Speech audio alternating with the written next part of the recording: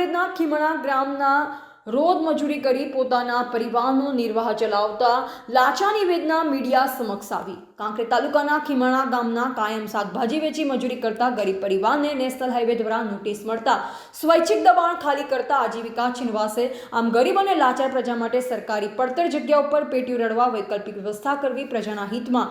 આમ છેલ્લા 30 વર્ષથી ગરીબ પ્રજા પોતાનો કાયમ માટે રોટલો છીનવાય હોવાની ઠાલવી રહ્યો છે વેદના। મેં અમારે થોડો ઝઘડો ચાલતો હતો અને મેં ભાઈને ભેગા કર્યા એટલે મેં અમારું સમાધાન કરાવો એ સમાધાન ના કર્યું એમને અને સીધા જ મારવાનું જ પોઝિશન કરી।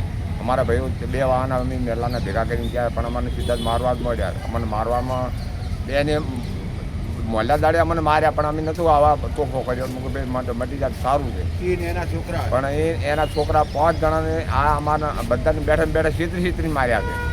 એટલે હવે અમને આર્યું અમને હોય ખટાય એમ નથી, અમને હોય રહેવા દે એમ નથી અમારા 5 ઘરે નહીં। એટલે હવે અમારે ક્યાં જવું? એટલે હવે આના માટે સરકારને જોવાનું છે કે આને હોય રાખવો કે ના રાખવો।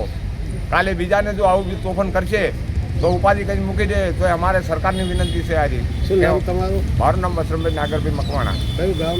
શિહોરી પેપળાવાળા વાસનું। હા, પેપળાવાળા વાસની અંદર દિનોભાઈ ને ધનોભાઈ ત્યાં રહેતા હતા અને મેડલાની અંદર અમને અમારા વાસમાંથી બોલાવીને કે સમાધાન કરવું છે હેડો તમે ઠપકો આપો।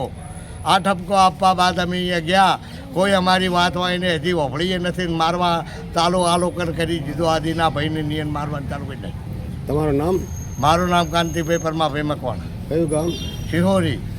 મારનાર કોણ હતું? મારનાર ધનાની વહુ, ધનાની છોડી, ધનાના 2 છોકરા, આ બધાએ મારી નાખ્યા આ લોકોને। ધનાભાઈ મેવાભાઈ તમારી હાજરીમાં માર્યા? અમારી હાજરીમાં રમતા રહે મારી વસ્તીની સંસદ।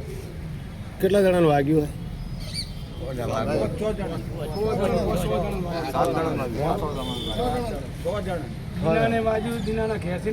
દિનાન વાજુ, દિનાની વહુને અલા બંધા, દિનાની વહુને મારી, દિનાની માને મારી, દિનાની માને મારી, પછી દિનાન માર્યો, પછી એના છોકરાને માર્યા, પછી આ ભાઈ સોમાભાઈના છોકરાને ધોકાને હાથ ભાજી નાખ્યો ભાઈ, વસુ કાકાને માર્યા, અમથા કાકાને બાછે થયો।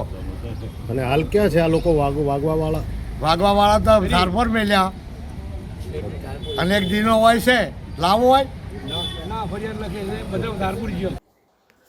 રિપોર્ટર નરેશ ડી વ્યાસ, તંત્રી બનાસથી પુકાર, બનાસકાંઠા।